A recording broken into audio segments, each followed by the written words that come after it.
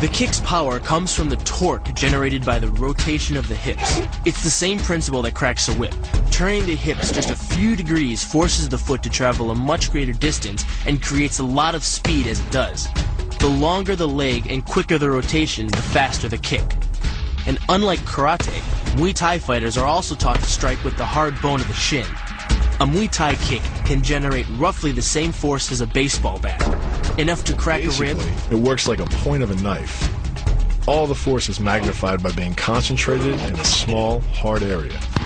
Even if the elbow doesn't deliver a knockout, it will almost always leave a nasty cut, and often hitting in close neutralizes the opponent's weapon advantage. Then, in the clinch, we bring the power of the knee to bear. Unlike the kick, which relies on rotation to create power, the knee gets its power from leverage. Pulling our opponent down as we drive the knee up can deliver up to 2.5 tons of force, enough to lift a car. It's not the arms, but the legs that drive this. Like a piston, the explosive power of the legs is capable of generating hundreds of pounds of force, all to a very vulnerable area, the soft underside of the opponent's jaw. Like the Hanuman move, the flying knee relies on the explosive power of the legs. But rather than spread the power of our blow over two fists, it concentrates it into the spear point of the knee and combines it with the force of gravity. It's the equivalent of hitting our opponent in the chest with a sledgehammer. Works on a concept called the couple. Basically, it's two levers linked at a single fulcrum, the elbow lock. And it doubles the foot-pounds of torque you can generate when compared to a single-arm lock. There's more than enough force to flip an opponent to the mat or dislocate his elbow. Using the twisting motion of the torso to drive the strike, the business end of the hardwood fighting stick can quickly accelerate to more than 25 miles per hour. On contact with the skull, the energy is enough to cause a depressed fracture. It's the same injury-producing force as being hit in the temple by a hammer. Mali relies on something called a flexion moment imparted to the neck to do damage. An average man's neck can withstand about a 140 foot-pound flexion moment.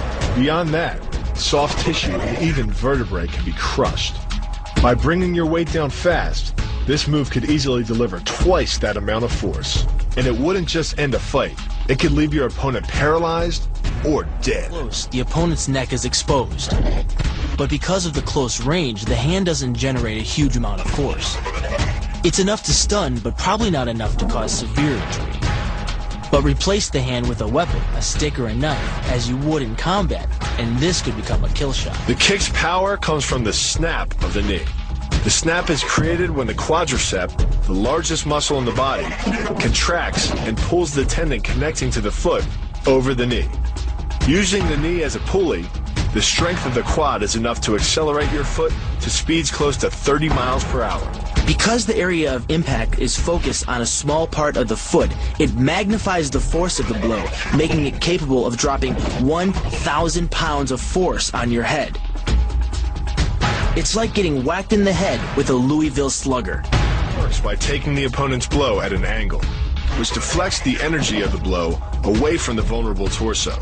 The harder you block, the further his blow will be deflected, and the more open he'll be to a counter strike. Rotating your fist 180 degrees right before it strikes the intended target. The twisting snap of the arm maximizes the speed of the punch and magnifies the force of the blow by concentrating the impact on the first two knuckles of your hand. Done correctly, it can deliver as much energy as a bowling ball dropped from the top of a house, more than enough to cause soft tissue damage or break a rib. Because it swings through such a wide arc, the wrist is moving at speeds of up to 43 miles per hour.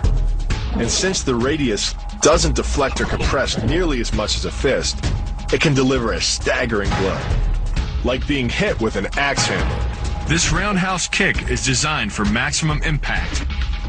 With the powerful muscles of the thigh yanking the tendon over the knee, the foot accelerates from 0 to 21 miles per hour in just 1/3 of a second. Combine that with the reinforced shoe, and this kick can drive the nose bone back up into the brain. It's aimed at the largest gland in the human body, the liver. A direct hit won't just bring an opponent down. It can rupture the gland, causing severe internal bleeding.